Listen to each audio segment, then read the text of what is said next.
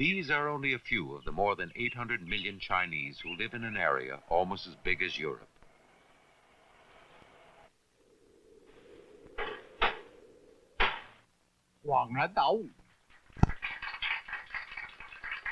So many people, nearly a quarter of the human race, spread over so large a territory, might have been divided into a host of countries with different languages and cultures. What distinguishes China as a national unity and a living expression of one of the great civilizations on Earth is her history, the only one boasting a continuous record of nearly 4,000 years. For historical factors are inherent in the makeup of a nation,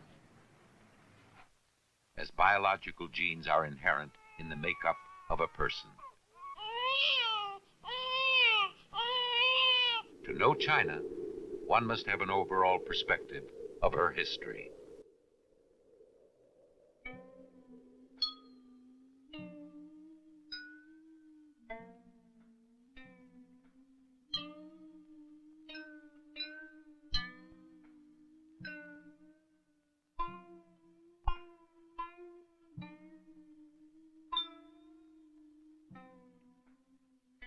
Geography is as much a factor in historical development as time and man.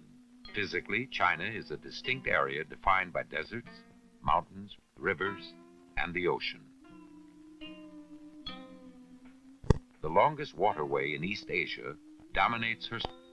The Yellow River dominates the north, which is endowed with a fertile yellow earth called loess, fine particles deposited by the wind. Over this landscape, early men roamed. Their Stone Age culture and fossil remains have been unearthed in widespread localities.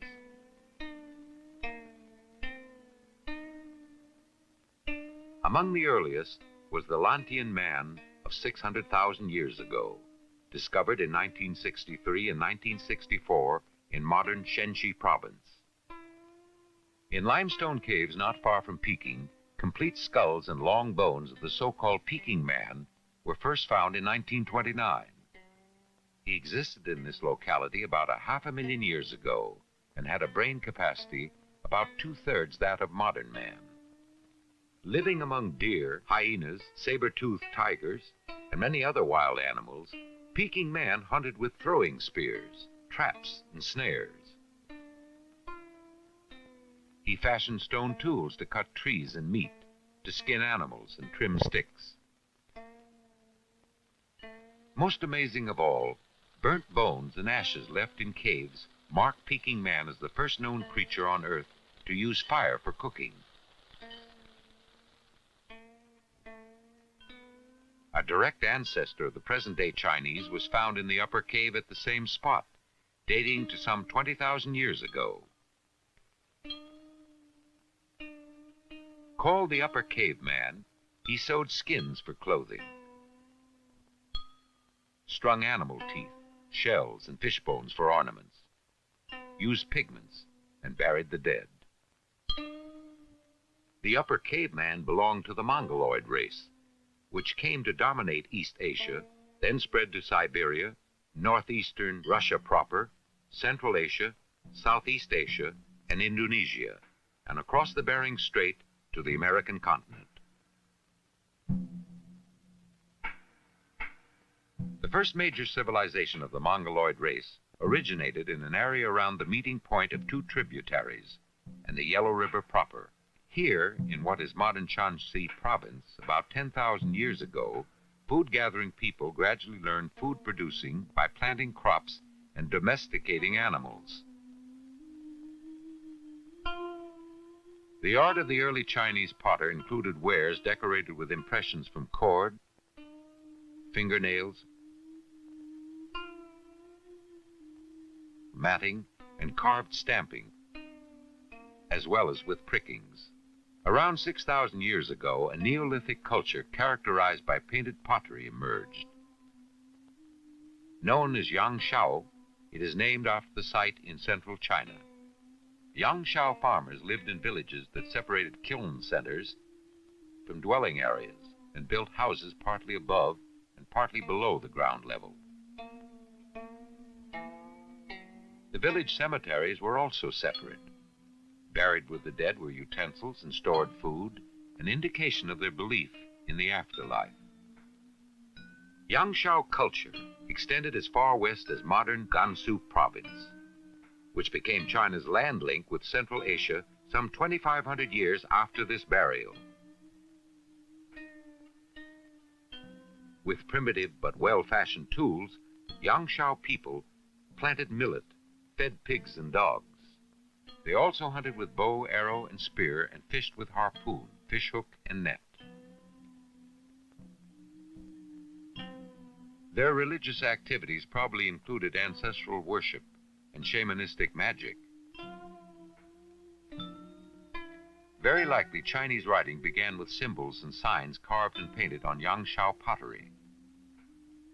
A soft and flexible brush must have been used by the potter, together with mineral pigments containing iron for red and manganese for black. In the eastern coastal area, another Neolithic culture known as Qinliangang flourished about 5,000 years ago. Its pottery was decorated with unique painted designs.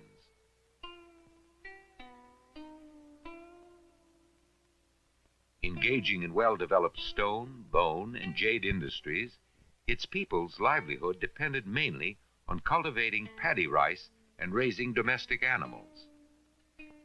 As farming spread to areas favorable for such human endeavor, a late Neolithic culture called Lungshan grew along the middle and lower reaches of the Yellow River. It added the horse to domesticated animals and included wheat and rice among staple crops. Lungshan culture is distinguished by a wheel-made black pottery of burnished fine gray clay, sometimes paper-thin, in almost mechanical perfection. Partially from this culture, the first Chinese historical dynasty, Shang, evolved. Now China entered the Bronze Age.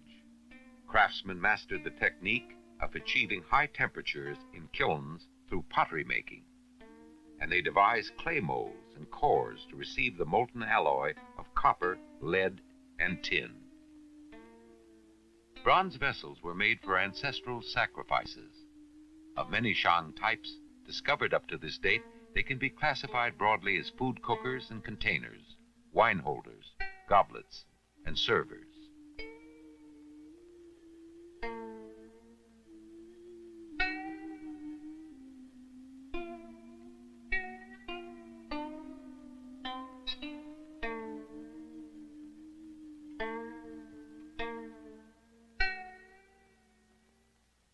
Animal motifs decorating the surfaces, as well as shaping the forms of these vessels, all had symbolic meanings. But modern scholarship has yet to unlock all the secrets of ancient designers. Some natural, some fanciful, some simple, some complicated, these zoomorphic figures conform to a unifying style which expresses a deeply religious feeling. Other arts also prospered. Ceramics featuring white, hard, and glazed pieces. Jade carving done with consummate skill. And sculpture in the round.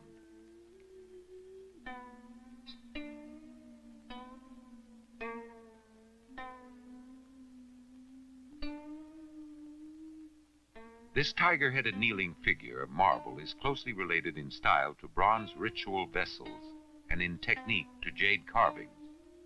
Its surface decorations are linear designs resembling tattoo over the human-like body. Shang builders use stamped earth, layer upon layer, to shape foundations and walls. Architecture took on characteristic Chinese configurations of squares and rectangles, based upon the rule of symmetry and four cardinal directions. Shang sericulture and weaving reached a high stage of development.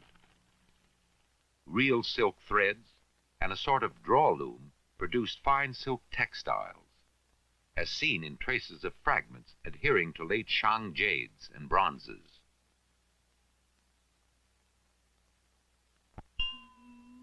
Behind the drive for artistic excellence was a religious fervor and a belief in the God on high.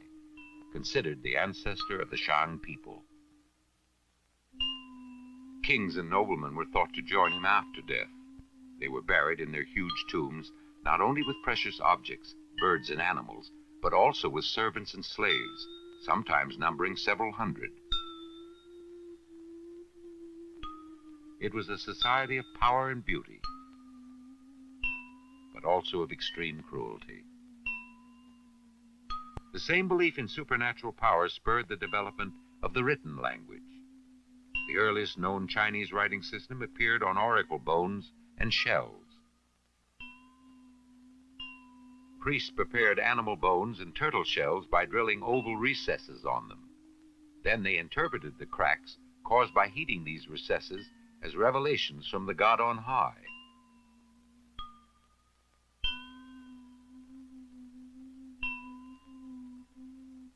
Matters of sacrifice, war, building, hunting, planting, weather, health, travel, and many other states of personal affairs depended on such revelations, which were written down by priests on the same bones and shells.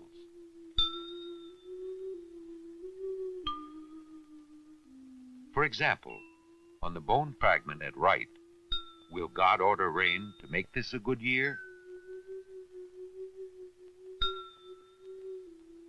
Another momentous question was answered, "Do not war against that country, God would not protect us." On the more than 100,000 pieces of oracle bones and shells unearthed so far, some 4,000 to 5,000 different characters were used. Shang oracle bone and shell writing already displayed basic construction methods of the fully developed Chinese writing system. In addition to markings indicating numbers, shown here from 1 to 10, one group of pictographs represented natural objects, such as horse, deer, ox, fish, tree, and crop. Sun, moon, water, and fire. Man-made objects such as bow, tripod, and boat, as well as woman and man. A second group consisted of ideographs that combined images to express ideas. One person followed by another meant to follow. 3 persons meant crowd. 2 abreast meant together. A man facing away from a food vessel meant already eaten, or already. A bow and arrow meant to shoot. Besides pictographs and ideographs, a third type combined 2 elements, sound and meaning. For example, the word mai for dust storm combined the word wildcat to borrow its pronunciation mai, and the word rain to use its meaning related to storm. The monolithic power of the king over his highly organized society tolerated no opposition from priests, noblemen, craftsmen, farmers, laborers, and soldiers. Trading activities within his domain were probably helped by the use of cowrie shells as currency. The care lavished on ritual bronzes reflect Shang people's deep superstition. The abundance of drinking vessels verify records of their indulgence in wine, which was fermented from grain. Protected by helmet, the warrior fought with bow and arrow, spear, axe, and knife, and a unique. His war chariot, represented graphically by this character in the Shang language, had 2 huge wheels and was pulled by 2 or more horses. Agriculture depended on the accuracy of seasonal timing, and kingly power relied on readings of the signs of heaven. For these purposes, Shang priests used a calendar they inherited from even more ancient times. Using 10 heavenly trunk characters and 12 earthly branch characters, they made pairs by taking 1 from each group to identify a single day. The combinations resulted in a cycle of 60.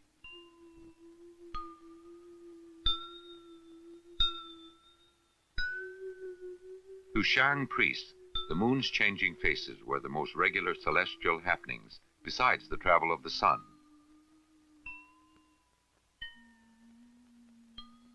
They used the cycle of the moon's wax and wane to make a month, and the cycle of the sun's 4 seasons to make a year. The difference between the solar year and the 12 lunar months was made into an extra month for each of 7 years out of every 19 years. Eclipses and other celestial phenomena were closely observed by men in charge of the calendar. For instance, on this bone was recorded the sighting of Nova around 1300 BC as a new great star. This bronze ceremonial weapon, inlaid with turquoise, still reflects the splendor of Shang, which was partly supported by raiding less advanced neighbors for treasures and slaves.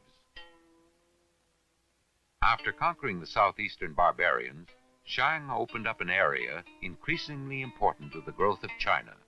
Around 1100 BC, a culturally backward tribe called the Zhou was rising in power and invading Shang in the Central Plain. As the Shang army was composed largely of slaves of uncertain loyalty, many defected in the final battle, and the Shang dynasty came to an end.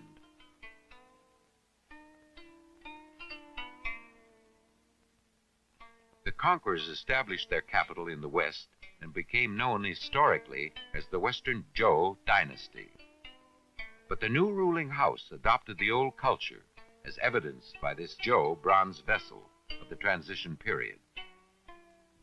Chinese civilization from the beginning was characterized by originality and vigor. This is not to exclude the possibility that the Yellow River Valley had substantial contact with the outside world. Nephrite rings, war chariots, and bronze spearheads of the Shang dynasty showed similarities with those developed in the same period or earlier in Central Asia and the Near East. But distinct Chinese innovations point to an essentially indigenous culture. While retaining many primitive features in language, art, and religion, it was to advance and evolve into a major civilization with an unmatched continuity.